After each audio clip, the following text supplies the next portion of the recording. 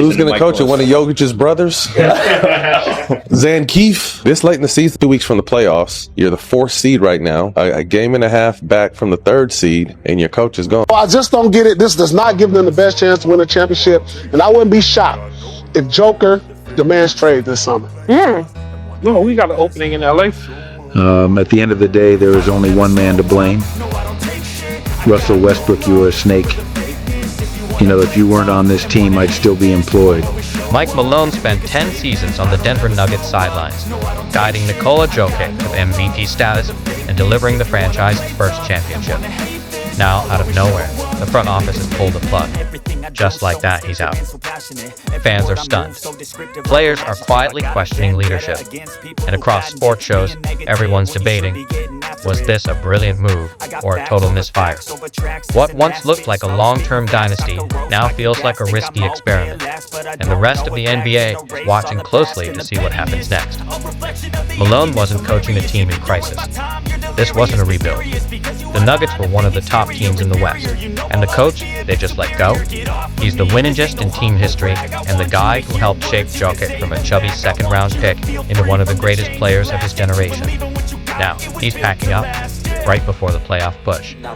The basketball world is scrambling to make sense of it. But forget the headlines for a moment. In this video, we're diving into the real, unfiltered reactions from people who live and breathe NBA life. The ones who've been in those locker rooms.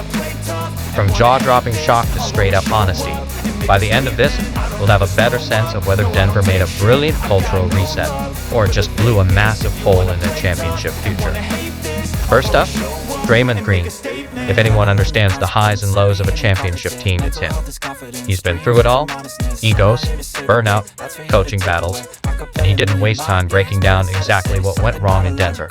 And to him, the move wasn't as surprising as you'd think. To hear people say it coming out like, oh yeah, they were getting tired of Mike Malone's hard style. Like, it makes complete sense to me. Yeah. It makes complete sense to me. Yeah. Like, people, but even aside from being a player, BD, people get tired of being pushed. Draymond gave us a peek behind the curtain into a locker room that may not have been toxic, but definitely felt worn out. It wasn't chaos, just fatigue. The same intense voice, year after year, had started to wear on the team. But just when it seemed like he was taking the players' side, Draymond flipped the narrative. He didn't hold back.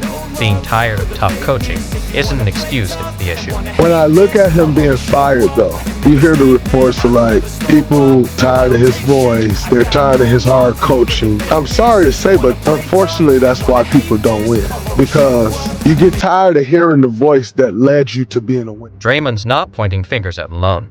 He's calling out the players. If the Nuggets needed a gentler approach after winning it all, maybe the real issue wasn't the coach raising his voice. Maybe it was the players who stopped hearing it. And that's a tough pill to swallow. Because early on in this story, one thing's already clear. Comfort doesn't win championships. If Denver let go of the very fire that pushed them to the top, they may have swapped dry for quiet. And quiet doesn't raise banners. Next up, Gilbert Arenas. And if there's anyone who thrives in chaos, it's him. He built his name on scoring big, saying what others won't, and blowing up locker rooms just to see what happened next. So when Gilbert weighed in on Malone getting the axe, you knew it wouldn't be sugar-coated. He didn't start with the coach. For him, the problem wasn't Malone. Not now, not ever. But that locker room, that's a whole different story. Jokic is going to be Jokic. I don't really think he gives two who the coach is. But as a group, they probably wasn't listening. To Gilbert, this wasn't about basketball strategy.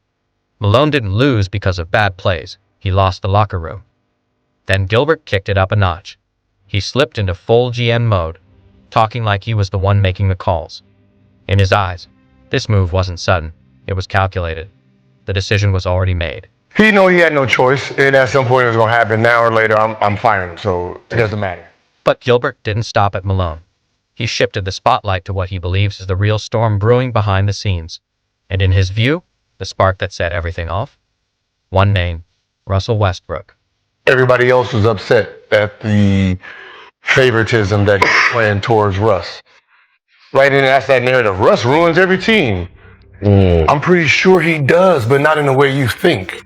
Him coming over there being an example will rub people the wrong way, and that's what ended up happening. Forget the usual Russell Westbrook criticism. Gilbert flipped the narrative. He wasn't blaming Russ for anything. In fact, he gave him credit. Westbrook showed up, worked hard, and set the tone. And that effort? It made some guys uncomfortable, not because Russ was a problem, but because he was doing what others weren't willing to. Gil's message was simple. If the end is coming, don't drag it out. Rip the bandage off. Make the cut. Just don't act shocked when it leaves a scar. If the team had already tuned Malone out, this wasn't sabotage, it was survival. Now, let's hear from someone you don't see in every NBA headline. But when he talks, it matters. Especially if you're someone who values facts over drama. Andrew Bogut isn't into hot takes or theatrics. He deals in straight talk and hard truth. So when news broke about Mike Malone getting let go, Bogut didn't go on a rant. He reached for the history books. Mike Malone now holds the record as the head coach fired in season with the most games played at 79 till they were fired. And he's tied with Hubie Brown, actually, but they both hold the record now all time. The most games into a season fired and the most wins in a regular season when fired, 47, which is tied with Larry Brown. So the Brown brothers both hold those records, but Malone's now tied with them. Useful. Mike Malone now shares a strange spot in NBA history. He's tied for the most games coached in a season minus 79 before getting fired. That puts him right alongside Hubie Brown. And when it comes to wins at the time of a firing, he had 47, matching Larry Brown for the most ever. So now, the two Brown brothers held those records, and Malone just joined the club. Not exactly the kind of milestone anyone's aiming for, but here we are. Yeah, I mean, coach always has had my back. From a young kid coming in this league and up until now, he's always rooted for me. Like I said, always had my back and always kept me in good spirits. You know what I'm saying? So I want to give that kind of same energy to him, the same kind of respect. We don't get here, without him. I think not just with him. I think he's done a great job of also setting the example for the group behind us.